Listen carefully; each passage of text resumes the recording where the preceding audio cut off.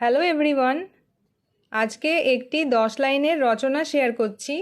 বিষয় বিশ্ব পরিবেশ দিবস। প্রতি বছর 5ই জুন সারা বিশ্বে অত্যন্ত গুরুত্বের সাথে বিশ্ব পরিবেশ দিবস পালন করা হয়।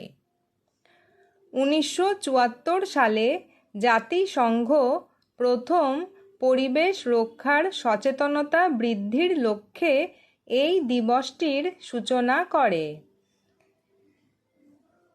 এই দিনটি পালনের মূল উদ্দেশ্য হল মানুষকে পরিবেশ দূষণ সম্পর্কে সচেতন করা এবং প্রকৃতি রক্ষায় উৎসাহিত করা। প্রতি বছর একটি নির্দিষ্ট থিম বা প্রতিপাদ্য বিষয় নির্ধারণ করে এই দিবসটি উদযাপন করা হয়। ক্রমবর্ধমান গ্লোবাল ওয়ার্মিং এবং জলবায়ু পরিবর্তন থেকে পৃথিবীকে বাঁচাতে এই দিবসের গুরুত্ব অপরিসীম।